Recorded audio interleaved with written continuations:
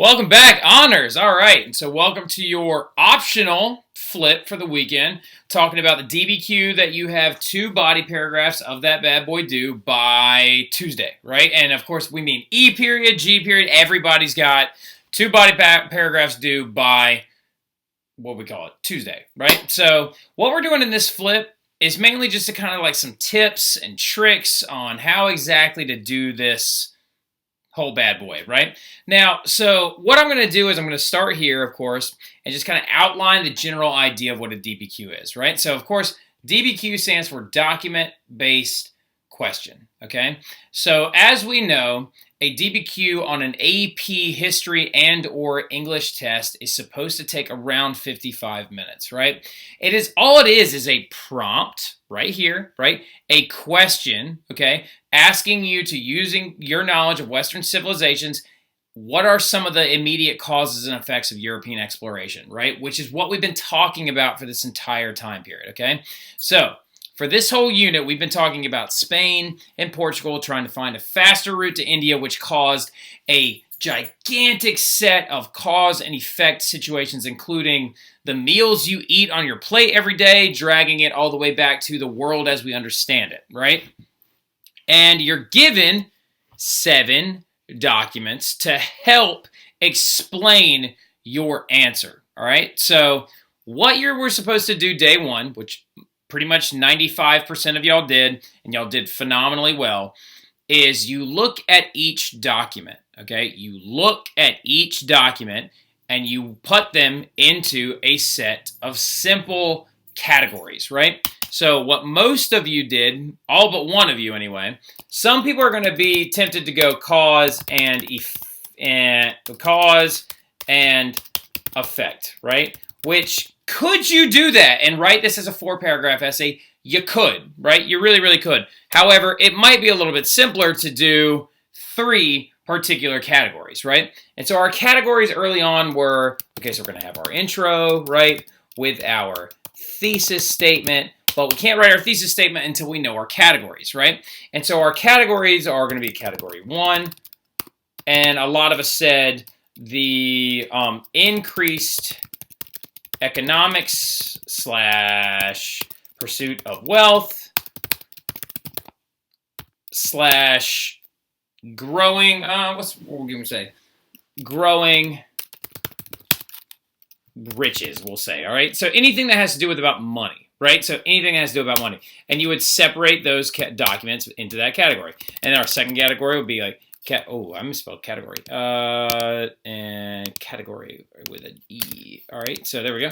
Category 2 was going to be spread of Christianity, right? And you would then separate your documents into which of my documents makes sense going with blanky blank blank blank blank. And then category 3, we said mostly was violence against Native Americans, right? So, and then separating your categories, right? So a lot of y'all did this, which is the hardest portion of the entire DBQ, which is identifying what it's trying to ask you, looking at your documents, seeing that there's a direct relation between several of them, grouping those relative things into categories, and then preparing your thesis. So once you've done your categories, you can just simply say the immediate causes and effects of European exploration are, but are not limited to increased economic gain, economic gain, the spread of Christianity, and violence against the native populations, right? So this is my thesis, right? This is the thesis that I just wrote. It's very, very simple. So now we've got the big key piece of our intro done. Now looking at our outline, we also have our body paragraphs pretty much outlined already, right? Now we need to talk about like exactly how you write this thing. So let's use an example. Let's go example body paragraph, okay? You would say, which one do we want to pick? Let's go with, let's go with violence against the natives, right? Our last one, okay? So violence against Native Americans. Now, quick disclaimer. There is no necessary order to put these things in. There's no necessary way to do any of this. What AP graders are checking for is they're checking to see if you can make a claim, use the documents to back it up, and do it in an academic way, right? That's all they want to know. That's all, okay? They don't care about your spelling, which is why I ask you to handwrite it. They don't care about your grammar, which is why I ask you to handwrite it. They don't care about a lot of these different things. So what you need to do is you just need to understand that this is a lot easier than you think it is. So let's go ahead and do an example body graph of violence against the Native Americans. So the way we outline this body paragraph is what you're going to do is you're going to introduce your topic, right? And you're going to use that doing a topic sentence, okay? So in your topic sentence, you're going to discuss the Spanish and Portuguese are going to encounter many natives anywhere from India to South America and Central America. These relations are going to quickly erode and result in some like subjugation, persecution, whatever word you want to use, right? So introduce it with your topic sentence, and then you're going to introduce an example, right? So then you go example. Right? And the way you do that is you quote one of your documents, right? There you go, right? That's all you got to do. You use an example from the documents to prove your topic sentence, right? And then after that, your next sentence is going to be expand on that quote, okay? Now, I mean by expanding on that quote is bring in outside info from class, okay? So what you could do is you could immediately talk about Cortez and the Aztecs, right? Or what you could do is you could talk about Pizarro and the Inca, right? Or what you could do is you could talk about Columbus, his colonists, and the Taino people, right? So the Taino people. Okay, so like you could do all these different things, but what you're doing is to topic sentence, a quote, proving that quote with evidence from class, and then you just go, whoop. There you go. And then you move on and you do the exact same formula again, right? And then you just go quote from a document, and then you prove with class info. See, it's just a little repetitive function. That's all you got to do. It's not that hard, right? So for example, let's go back to the documents, right? Let's say hypothetically we're talking about the violence against Native Americans, right? And we would say the direct interaction between the Spanish and the Portuguese is going to result in violence against the native populations due to any particular factors, including the direct pursuit of gold and or the intolerance of Native Americans to accept Christianity. Some of these can be seen in documents, for example, document 1, and you would specifically say document 1, right?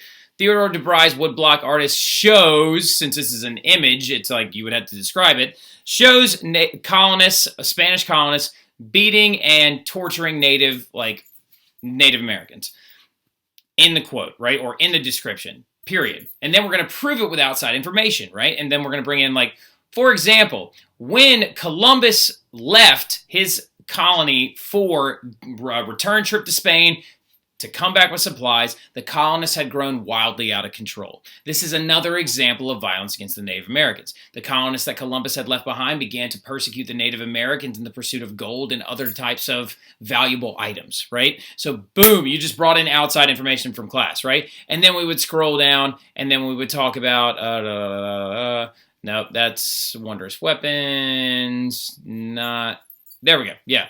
So then you could be like, also seen as an example of violence against Native Americans is in document 4, right? When the Spaniards appear to be much delighted, they seize upon the gold like monkeys. Their faces flushed, for clear that their thirst for gold was insatiable. They starved for it. They lusted for it. They wanted themselves for it as if they were pigs. They went about feeling streamers of gold passing back and forth, babbling like blah, blah, blah, blah, blah. You could even technically use that. Actually, let's not use document 4. Let's go into, that's a Christian one. Here we go. All right, so we would use document 6. We would say another example of violence against Native Americans would be perpetrating innumerable robberies and villainies as before, whereunto they added unheard of cruelties by murdering, burning, roasting, and exposing men to be torn to pieces by dogs, right? And then you would end that quote, and then you would bring in another example from class, right? You would say, for example, this relates to Hernan Cortez and his subjugation of the Aztec people when he came in and following the inability or, what's the word I'm looking for? Inability or, Maria, what's a word I can use when someone's, oh, never mind, or refusal to accept Christianity by Moctezuma. The Spaniards then led a large raid on Tenochtitlan and actually destroyed its capital and most of its people, right?